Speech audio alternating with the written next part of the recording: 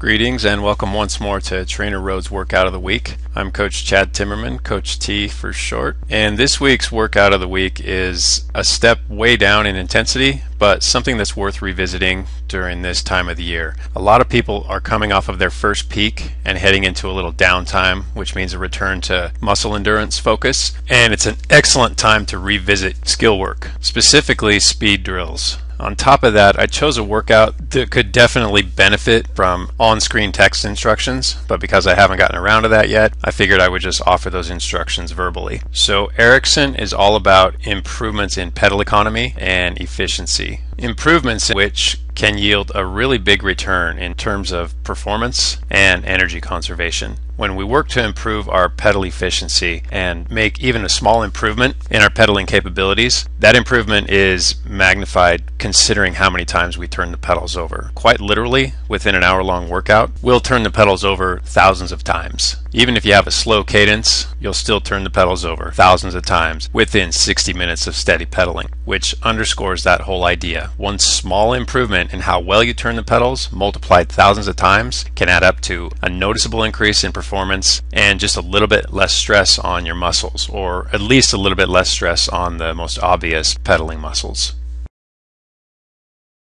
A brief overview of Ericsson's format includes a short clearing effort that should follow a good 10 or 15 minutes of easy spinning. So get on the bike, spin for 10, 15, even 20 minutes before you kick the workout off. And while this workout intensity isn't particularly high, it is in your best interest to have your aerobic processes rolling such that you can focus more on your form than your fatigue with a workout like this. Following that opening clearing effort, there's just a couple minutes break before we dive right into the ILT, or isolated leg training segment. So for 2 minutes at a time, we'll trade back and forth, pedaling only with one leg, and I'll discuss how to go about that in further detail during the next segment. After the ILT, we'll get to the main set, which consists of 4 8-minute spin-ups. The first 4 minutes spent at a controllable speed, the subsequent 3 minutes spent at a slightly quicker pedaling speed, and then that final minute gives riders the option to spin all out, assuming all out is done with a high level of control. The breaks in between the efforts are 4 minutes long, which considering the intensity of the efforts themselves is sufficient, and the cool down on the clock's a brief one, but of course you're welcome and encouraged to warm down longer than the 1 minute allotted. Typically when it comes to the tips and scaling, I cover the tips first and then get to the scaling afterwards, but since there are so many tips with this particular workout, I'm going to cover the scaling first and get it out of the way. Form and speed are the focus of this workout, so we're not so intent on burying ourselves in fatigue as we are improving how well we pedal the bike. In which case, if you need a little bit of a reduction in wattage such that you can hold on to more leg speed without cooking yourself to the point where you need breaks or your form deteriorates, then scale this workout down 5, even 10%, keeping in mind that the primary goal is pedal efficiency rather than muscle stress. And then of course, should you choose to scale the workout up, if you're a rider who can maintain high pedal speed and can do it at a higher intensity level, and perhaps this isn't the time of year where you're returning to some lower intensity base type conditioning, then you can make this a threshold or even slightly super threshold workout by scaling it upward, 5, even 10%. Now as far as the tips go, I'm going to address the individual leg training independently, and then we'll get to the spin-ups. When it comes to the ILT efforts, as I mentioned before, there are 2-minute segments and they're all well below threshold, but necessarily so considering you're driving the bike with a single leg. If you have a hard time with this particular drill, scale it down by reducing that workout intensity. If you're unfamiliar or new to isolated leg training, which from this point forth I'll refer to as one-leggers, then this has a chance of being intimidatingly difficult. It's not a natural thing. Nobody learns to ride their bike one pedal at a time. Rather, we jump on the bike and simply pedal. So any bad habits that are trained into your pedal stroke are going to be exacerbated, magnified to the point where it can be a pretty frustrating process. However, once you get it, the improvement in efficiency is so dramatic that you'll never regret having spent time on a drill like this. What I recommend on a stationary trainer is to simply unclip one leg and dangle it over the back of the stand so it's out of the way of that crank and pedal and nowhere near getting caught in the spokes of your rear wheel. So once that leg is secure and out of the way, the far majority of your emphasis needs to be directed towards two aspects of the pedal stroke which are probably neglected, and that's the top and the bottom. And I find the greatest level of success takes place when I encourage riders to pedal horizontally rather than vertically, or put in even simpler terms, I have riders kick and pull. By kicking your toes into the front of the shoe as it comes over the top of the pedal stroke, and then dragging your heel into the back of the shoe as it comes across the bottom of the pedal stroke, you're effectively pedaling forward and backward rather than up and down.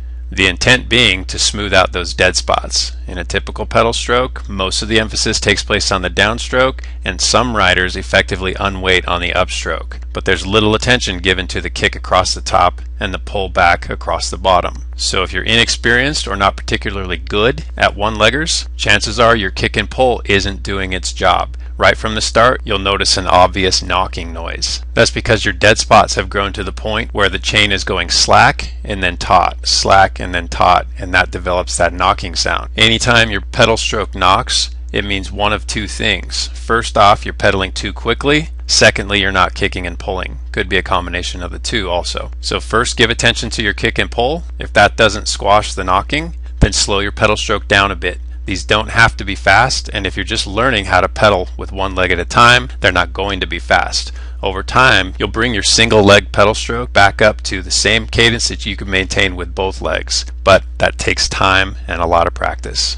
And over this 6-minute span, as the wattage jumps up, that slight increase in resistance actually helps riders pedal a little more smoothly. So don't sweat the increases in wattage, rather just keep pedaling for 6 minutes, changing legs whenever one leg fatigues to the point that you simply can't control the knocking or your form is not what you'd like it to be. There's no set period of time here, just trade legs when you need to. When you get to a point where you can pedal fluidly for a minute at a time, switch every 1 minute. Following those 6 minutes, you'll have a couple minutes to get both feet back in the pedals and spin softly. Try to ditch any of the excess tension that built up when you were doing those one-leggers, and then we'll begin that round of spin-ups. Spin-ups by their nature are focused on speed. So again, while the intensity is high enough to be taxing and definitely require some moderately intense focus, most of your attention is going to be directed towards spinning fluidly and quickly. The first 4 minutes of each spin-up allows you to settle into a spin that is a little outside of your comfort zone. So during the breaks prior to each of these spin-ups, settle into a spin that suits you, something that you naturally gravitate toward, often referred to as your natural cadence. Then during that first 4 minutes, as soon as your watts come up to that target intensity, spin just a little outside of that comfort zone. It doesn't have to be a big increase over what you're used to, maybe just 2 or 3 RPM quicker than usual. Try to maintain that for the 4 minutes, then when the resistance falls slightly, try to maintain a slightly quicker cadence for the next 3 minutes. Those first 7 minutes alone are going to be very difficult if you're overspinning at a rate that you're simply not capable of maintaining. So I encourage you, especially on the first set or two, to be a little bit conservative when it comes to your pedal speed.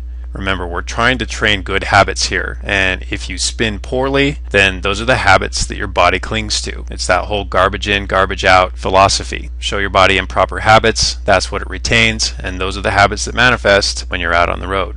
Now that covers the first 7 minutes. When it comes to that final minute, this is your opportunity to spin as quickly as you can control. Control being the key word. I don't want people spinning to the point where they're bobbling around on the saddle, where their hands and arms and shoulders are so tight that they're actually wasting energy that could be applied to the pedals. And we're not looking for a land speed record in terms of leg speed. Rather, we're looking for controlled speed. So when the resistance falls for that final minute, pick up your leg speed a bit. If you're still in control, pick it up a little more. If you're still in control, pick it up a little more. But at no point should you lose control and start training bad habits into your muscle memory.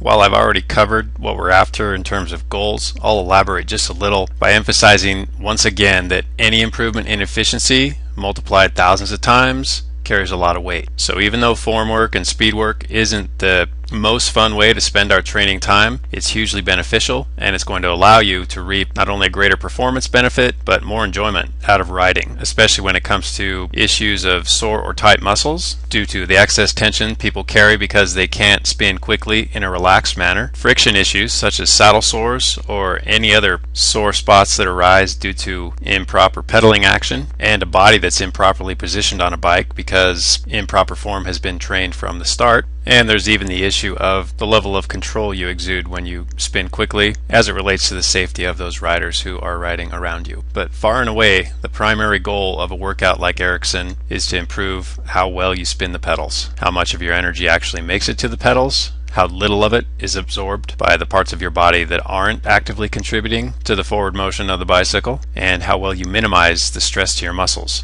by spinning fluidly and in a relaxed manner in such a way that you're utilizing as little energy as is necessary. And finally, a super quick review of the nuts and bolts. This is a 60-minute workout. Training stress score is a low one, but that's because the focus is on form rather than intensity, and the intensity factor belies that point. This is only a 0.8, which pales in comparison to the previous workouts of the week, but rightly so. That does it for Ericsson. As always, thanks so much for using TrainerRoad. Good luck and have fun.